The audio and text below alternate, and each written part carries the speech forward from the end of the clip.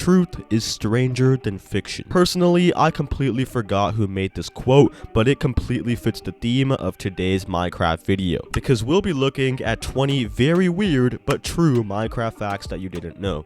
Let's get straight into it. I guarantee you did not know this first fact. If you go into the recipe book in Minecraft Java Edition, type in Excited Z into the search bar and click enter, your game will reload and all block and item names will be completely messed up. Oak logs are called Logga oaks, cobblestone is called pebbles, and netherite swords are called, get this, Blackbeard's Claymore. Now, if you're wondering why this happened, typing Excited Z actually changed the game's language from the default one to pirate speak. And you can change this back in the settings if you want, even the settings are weird. Just change the lingo back to English or the one you want, click plundered, and everything will be normal again. The Minecraft void is simply that, it's a void. You can't build there, nothing interesting goes on down there, it's just nothingness, hence the name. But if you didn't know, the void is actually a biome in Minecraft. Yes, that's right, the void is considered a biome, and that's not all. If you load up a single biome world with the void set as the biome,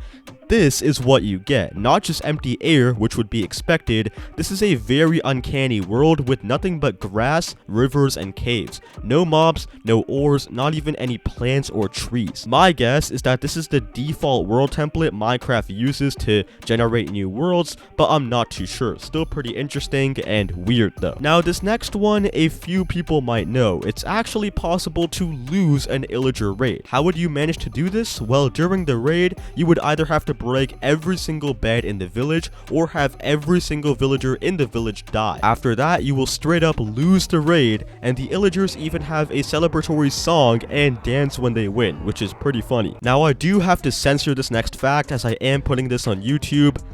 Who cares? Ladies and gentlemen, I present to you the shulker, but not a normal shulker, as you can probably tell. This shulker is naked and doesn't have its shell. How did I get this to happen? Well, it's super simple. If you splash a shulker with an invisibility potion, the shell of the shulker will disappear, but its head will still remain for some reason. And personally, this makes the shulker feel a lot less threatening. I mean, how do you get scared of this thing when its true form is literally just a tiny bobblehead? The Minecraft hotbar is not something you really pay attention to. It's just kind of there, and you know, it tells you what items you have and all that. Not really super interesting by itself though. But one interesting fact about the hotbar, and I guarantee none of you have ever noticed this, the hotbar slots are actually mini sand blocks. You might not see it right now, but if you make it bigger and ultra bright in the image, you can see exactly what I'm talking about. It's just a 2D sand texture with an outline, and after I learned about this, I don't think I can ever unsee it again. Another interesting and strange fact, this time about the create new world menu, is that there's actually a secret world type that you can select here. It's called debug mode, and you can select it if you hold the alt key while selecting the world type and scrolling through the options. This is a world with a bunch of random blocks in an assortment together. You can't break any of these blocks, you can't even fall out of the world as there is a floor made of barrier blocks. This world is actually mainly used by Mojang employees to, you know, test new blocks and look for bugs. Kind of cool how we have access to it as well though. Minecraft Bedrock Edition has a lot of cool little quirks and Easter eggs that Java Edition doesn't. One weird example of this is the fact that you can use a book to ignite TNT. Seriously, get a fire aspect enchanted book, place down some TNT, and you can light it with the enchanted book to use no durability. Just be careful, as any item with fire aspect, including swords, can activate the TNT as well, so you might want to tuck away your enchanted sword if you're ever handling the stuff. This Minecraft zombie is not going to burn, even though it is broad daylight and the zombie isn't even wearing any armor. It is completely fine. Now, this is actually an intended feature. How did I get this to happen? Well, you probably can't see it, but there is a singular cobweb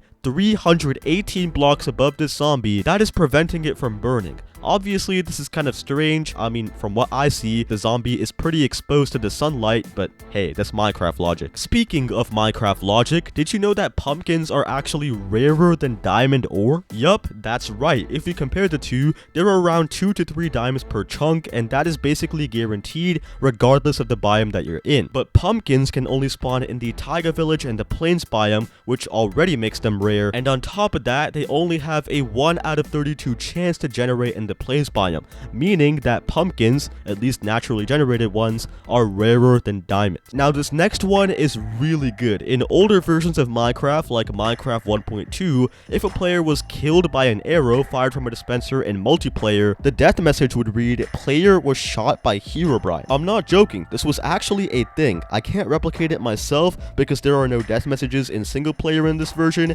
and I have no idea how to set up a server on 1.2. Still though, this was a real thing, as you can see from the wiki article, and it was probably the closest thing we got to Herobrine actually being implemented into Minecraft. Another weird thing about old Minecraft is that squids used to fly. This was mainly due to server-side lag. If you managed to lag the internal server of any world enough, the squids would seem to fly, even though they weren't actually out of the water, it was just their position wasn't updating quick enough. That's not all though, squids in these versions could also be milked, which is interesting. I don't really know how that works, but hey, I mean squids are such a boring mob now, I wouldn't even hate if they brought these features back. Minecraft parrots are very cheerful creatures. They will not retaliate if you attack them, they are always happily chirping even when their family member gets unalived, and they also love dancing to music. Now you probably knew that one already, and if you didn't, you just learned something new, but something really weird about parrots is that they will dance to any music, not just the pleasant sounding ones either. Yes, they will dance enthusiastically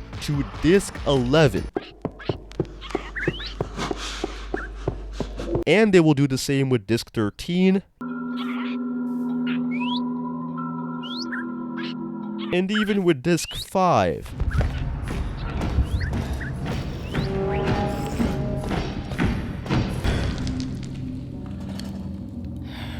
No! Oh my god, man. Oh, don't do that. Oh my god. Mobs in Minecraft can be pretty dumb at times. Sometimes they'll spin in random circles. Sometimes they'll have the reaction speed of a sloth.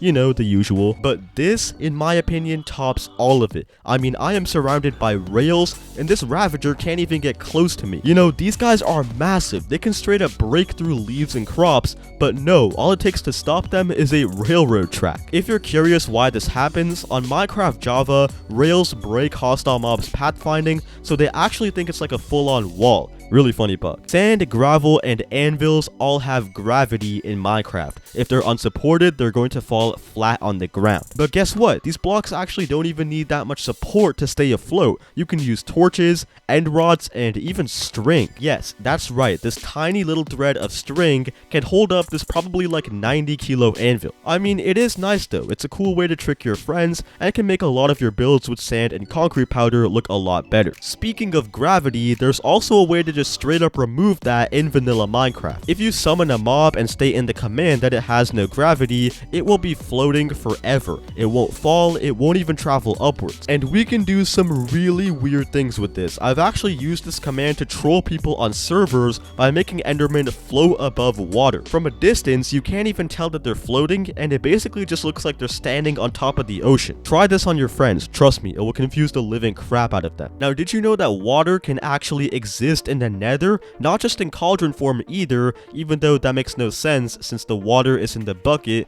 It's the same one that you put into the cauldron, so it should be able to be placed on the ground, but it's not. Anyways, if you use the debug stick or commands to change a certain block to water, the water can actually exist. It will be there, and it will function like perfectly normal. This is because Minecraft only checks for it if the water was placed from a player's bucket. It doesn't really care about any other water because how else would you place the water without a bucket? Now, this next fact is a bit unrelated to some of the other ones, but it's the fact that this item has taken over 4 years to be added to Minecraft. Yup, that's right, these are called bundles, and they are basically just a sort of backpack item where you can carry multiple items. You'd think that would be simple to make, but no, actually, a lot of issues and bugs arise with it, which means even though it was announced in 2020, we're only getting it in 2024. In the Minecraft world, clouds definitely exist as long as you have them on, and it makes sense. The overworld kind of tries to mimic Earth. But one massive inconsistency with Minecraft clouds is during rainy weather. Not only do the clouds turn gray as soon as it starts raining, which is not how it works, it should turn gray before, the raindrops themselves don't even come from the clouds. If you go high and above all the clouds, it will still be raining up there. where is this rainwater coming from? I didn't notice this at all until just a few days ago. Minecraft turtles are a pretty normal mob. I mean, they relax on the beach, they go swimming, and then they relax some more. But turtles have a very, very weird secret. During a thunderstorm in Minecraft, if a turtle is struck by lightning and killed, it will drop a bowl. Now, we don't exactly know why. Maybe the bowl is like the fried turtle shell or something, but we honestly just have no idea. It's an intended feature as well. It's not even a bug. Then, did you guys know that Steve, or the player character, weighs 350 kilos? Yes, that's real, and that's not even the whole story. You probably know that he is infinitely strong and can carry billions of kilos without even breaking a sweat. But even more weird and impressive is that he also has a standing vertical jump of 49.5 inches at 700 pounds. I mean, he must have some crazy strong legs and knees on top of that. I mean, wow. If you guys did enjoy this video, then please consider dropping a like and a sub. And as always, I will see you in the next one. Goodbye.